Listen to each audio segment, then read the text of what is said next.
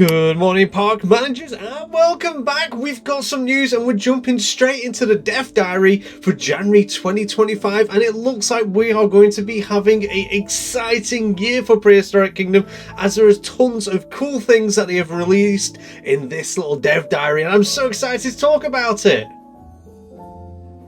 First thing that a lot of people will be super excited about, especially myself, is Update 14 will feature the first iteration of Ontology, which brings us the baby animals to Prehistoric Kingdom. Using an age slider in the animal nursery, players will be able to preview the growth of the species and create an animal at a specific age when placed in the park, and they'll grow from a baby to an adult. And that is super cool, and they've given us a few little clips to look at of the mammoth going through its stages, and also seeing the baby T-Rexes, because they are absolutely adorable.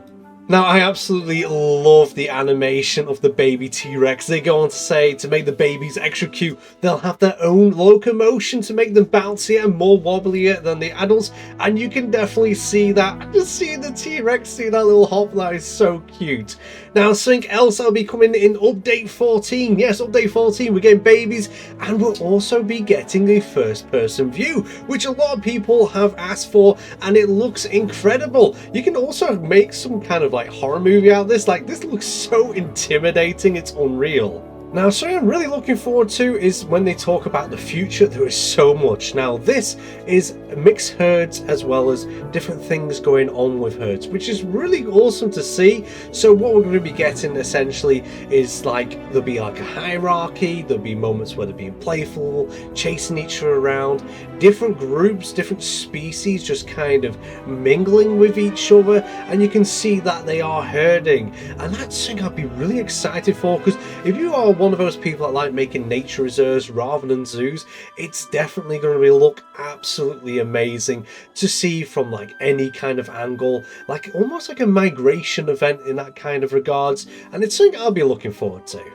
So another thing I'll be looking forward to will be Update 17, where we'll be actually getting Dinosaur Combat for the first time in Prehistoric Kingdom. Now, this thing I've been excited for a while, because I enjoy pitting dinosaurs against each other and seeing what's going on. Now, combat is being designed as a dynamic system, making the use of triggerable attacks and additive animations. This would allow animals to injure each other while moving around and perform actions such as biting and horn stabs, which is something that's really cool sounding. I really can't wait to see this, and the pictures we got are absolutely ace. Now, something to hear me say a lot is something else I'm excited for is Paleobotany. We're going to be getting some really cool plants and shrubs to be adding to our parks, and I'm super excited. I love Paleobotany. It's just something that I find so interesting.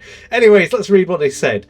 It says, it may not surprise you, but a lot of prehistoric plants are only known from their leaves. We've got working with Tom Parker, a scientific illustrator and author who worked on Saurian, to ensure that our interpretation are scientifically plausible for many species of Prehistoric Kingdom.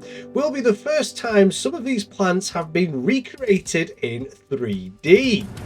All 8 in-game biomes will offer paleobotany through the majority of species will be going towards scrubland, tropical, wetland and coastal. Paleobotany is currently planned to feature around 30 extinct species of foliage when it's finished, including fan favourites such as monkey puzzles, zamites and ginkgos.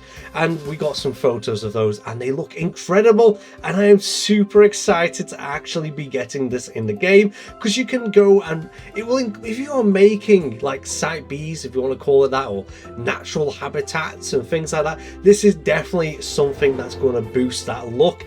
And yeah, honestly, I'm excited for this. Another thing that I'm super excited about, we're getting an upgrade to terrariums. We're getting amphibious ones, we're getting arboreal ones, and we're getting terrestrial ones. And again, it's so exciting because we also get to see 3 new species. We've got Ichi, this absolutely adorable, cute dinosaur, kind of like bat wings, really cool. We've got Compsognathus, absolutely looking incredible there as a drawing. And last but least, we've got Tiktaalik, Honestly, this is so cool. Oh, these configurations come in two ways. We have a small one, which is like a 4x8, and then we have a larger version, which is an 8x12. So we're getting a fair bit of variation there to put our little creatures in, which is really cool.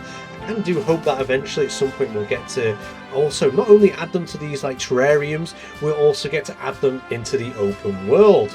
Now it says here these are a very early mock-up and not the final design. Players will need to set up terrariums to use the right substrate, climate settings and provide enrichment in order to satisfy their terrarium animals. Beyond these few options, we're planning to keep the inside sparse so that players can go crazy, adding their own foliage and creating dedicated terrarium prefabs.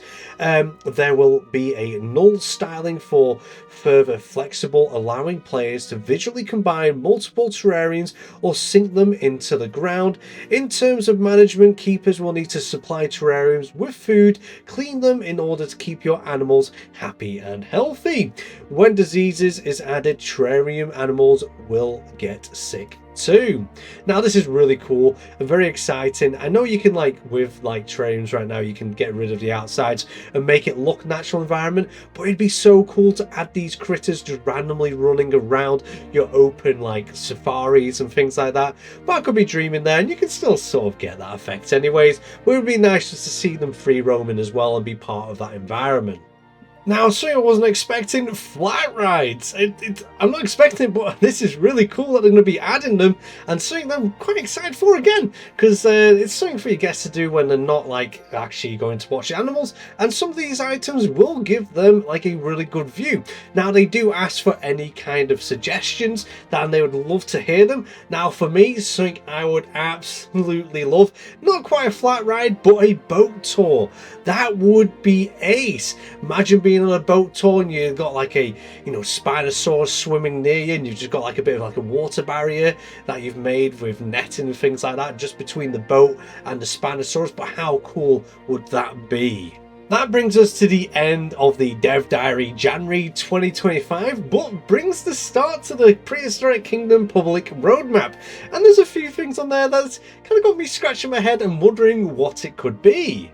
Now, the first thing are these right here. So we have a dedicated fishy or piscator. I don't know what I was going to say fish eater there, but piscator. We've got a dedicated one of those, well, 3 of those. We have one dedicated insectivore and one dedicated fruit eater. I've really forgotten the name for a dedicated fruit eater, but we've got one of those dedicated right there. Now, this kind of makes me scratch my head. Are we going to be getting our first ever amphibious creature or fully aquatic marine reptile, which I'd be super excited for? And you kind of what we're going to get. So there's 3 piscivores, but then it could also be baryonyx, suchomimus, and various other things like that. The insectivore, that's got me scratching my head. That could be a fair few different things. Maybe, just maybe, we might get our first flyer. The Dimorphodon, that was a very insectivore dinosaur flying reptile. I'm going to shout at that for that. And the fruit eater, I'm completely confused to what that could be. I'm not confused, I just can't pinpoint what I'd think that could be, but definitely leaves me with a lot of room of excitement. And obviously there's tons of carnivores and herbivores to be added looking at this roadmap. Now, the last 2 things that pique my interest are we're getting a new map, a wetland map, and as well we're getting animal nesting and breeding, which is going to be so cool, especially for those that like making our natural reserves, because obviously they can just sort of self-populate, especially if there's combat, dying. You can have just generations of animals just doing their thing and keep populating so they don't go extinct till either one gets overhunted or a disease wipes them out. And obviously the wetland map I'm really excited for. I like wetlands. I feel like they are really cool environment and be especially cool for all the new piscivores that we'll be getting this year.